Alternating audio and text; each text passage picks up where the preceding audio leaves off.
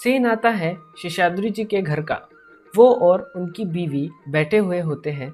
शेषाद्री जी कहते हैं कि मेरे पास एक ज़बरदस्त योजना है। हम अगर 5 रुपए खर्चा करें तो हम आसानी से 50,000 रुपये बना सकते हैं। ये तो यही बात होगी, 5 पर 50। फिर शेषाद्री जी अपने बीवी से कहते हैं कि क्या तुम अपने पिताजी से 5,000 रुपये की मदद मांग सकती हो? मैं लौटा दूंगा, वो भी प्रॉफिट के साथ। उनकी बीवी कहती है, कैसी योजना? फिर शेषाद्री जी उसे फेडरिक लॉली के बारे में बताते हैं। उनके बीवी को ये सब ठीक नहीं लगता, मगर शेषाद्री जी जिद करते हैं कि अगर प्रतिमा हमारी हुई तो उसे पिघलाकर काफ़ी पैसे बनाए जा सकते हैं।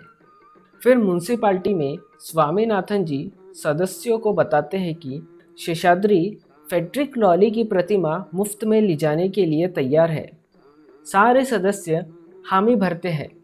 शेषाद्री जी सबको धन्यवाद देते हैं और एक पेपर देते हुए सबकी साइन मांगते हैं। उस पेपर पर यह लिखा था कि मैं फेडरिक लॉली की प्रतिमा आपके अनुमति से निकाल रहा हूँ ताकि बाद में कोई परेशानी ना हो।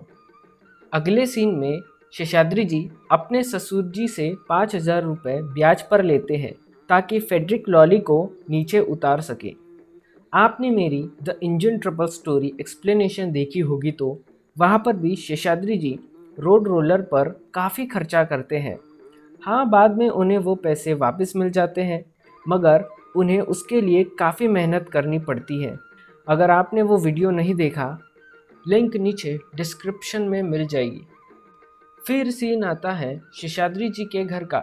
शेषाद्री जी खुशी में अपने बीवी से कहते हैं, कल सब कुछ तैयार है, कल फेडरिक लॉली हमारा हो जाएगा। उनकी बीवी पूछती है, उसे आप रखेंगे कहाँ? शेषाद्री जी कहते हैं, मैं उसे घर ले आ रहा हूँ। इस बात से फिर से शेषाद्री जी की बीवी मायके जाने की बात करती है। फिर कार्यक्रम शुरू होता है फेडरिक लॉली को नीचे उतारने का। The iconic seen in the episode. पहले रस्सी से उसे खींच के उतारने की कोशिश करते हैं, पर फेडरिक लॉली इतना भारी होता है कि वो टस से मस नहीं होता। थक हार के शेषाद्री जी स्वामीनाथन जी से विनती करते हैं कि आप मुझे इसे डायनामाइट से उड़ाने की अनुमति दीजिए। स्वामीनाथन जी कहते हैं, ज़रा सावधानी से काम करना, अगर कोई नुकसान हुआ तो तुम्हें ही उसकी भरपाई करनी होगी। दूसरी बारी में रस्सी के साथ साथ डायनामाइट से फेडरिक लॉली को उड़ा देते हैं और इसमें आपने शेषाद्री जी सफल हो जाते हैं। फिर सबकी मदद से फेडरिक लॉली को टांगे पर चढ़ा के अपने घर ले जाते हैं। फेडरिक लॉली को घर में डालते समय उनके दरवाजे में फेडरिक लॉली अटक जाते हैं और उनके दीवार पर दरार पड़ जाती है। उसे वैसे ही छोड़ के सारे लोग चले जाते हैं। शेषाद्री जी टाइपराइटर पर बैठ के फेडरिक लॉली को उतारने की न्यूज़ लिखते हैं और प्रिंटिंग के लिए भेज देते हैं। अगले सीन में हमें परेशान स्वामीनाथन जी को दिखाया जाता है, जो शेषाद्री जी के घर आ रहे होते हैं।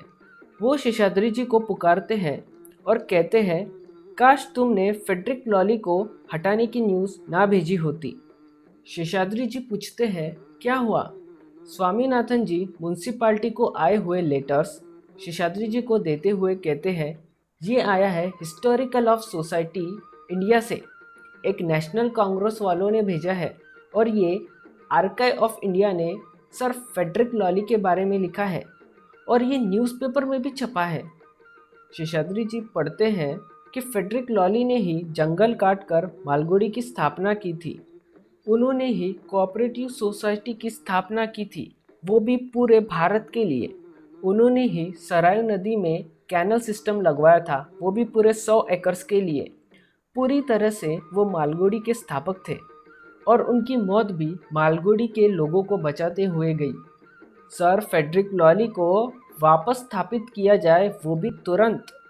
शेषाद्री जी कहते हैं, दिस इज़ इम्पॉसिबल। अब ये मेरी प्रतिमा है, इसका मैं जो चाहे वो करूं। आपका साइन किया पत्र भी है मेरे पास। स्वामीनाथन जी कहते हैं, लेकिन शेषाद्री, ये सरकार का हुक्म है। मगर शेषाद्री जी नहीं मानते क्योंकि उन्होंने इसके लिए बहुत परेशानी उठाई थी। शेषाद्री जी कुछ ना सुनकर अंदर चले जाते हैं। अब जो लोग फ्रेडरिक लॉली की प्रतिमा उतारने के लिए पत्थरबाजी कर रहे थे, वही लोग उसे वापस लाने की बात करते हुए नारेबाजी कर रहे थे। शेषाद्री जी प्रतिमा को बेचने के लिए उसका दाम 1 लाख रखते हैं। 6 ton of brass ideal gift for patriots ₹1 lakh and above. उसके बाद स्वामीनाथन जी को एक पत्र मिलता है जिस पर लिखा होता है कि सरकार मालगुडी के प्रतिमा के पुनर्स्थापना की रिपोर्ट मांगती है।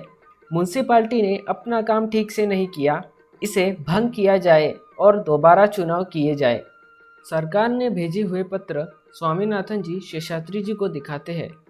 शेषाद्री जी कहते हैं, ये तो बड़ी अच्छी बात है।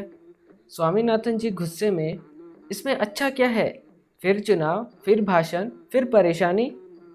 फिर से शेषाद्री जी आइडिया देते हैं, आप मेरे घर को नेशनल ट्रस्ट बनाकर खरीद लीजिए।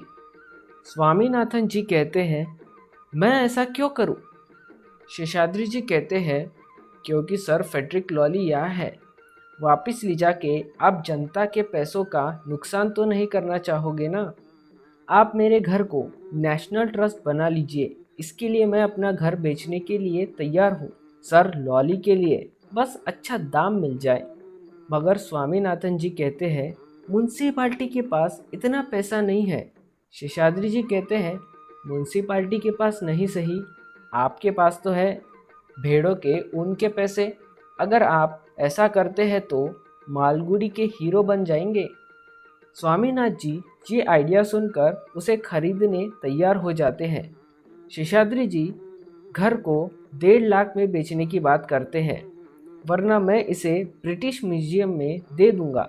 वो मुझे इसकी कीमत कम से कम 1.5 लाख से ज़्यादा दे सकते हैं। स्वामीनाथन जी फ्रेडरिक लॉली की प्रतिमा 1.5 लाख में खरीदने के लिए तैयार हो जाते हैं। फिर सीन आता है वापस करंट टाइम में, जहाँ शेषाद्री जी अपनी कहानी का कंक्लूजन देते हुए बोलते हैं, अब समझे घर बनाना कितना मुश्किल है। देश को आज़ादी मिली मगर मेरे घर में अंग्रेज़।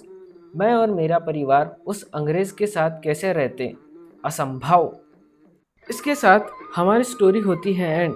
मैं मिलता हूँ आपसे न्यू स्टोरी के साथ, तब तक के लिए बाय बाय। चैनल को सब्सक्राइब करो, लाइक करो और कमेंट भी कर दो यार।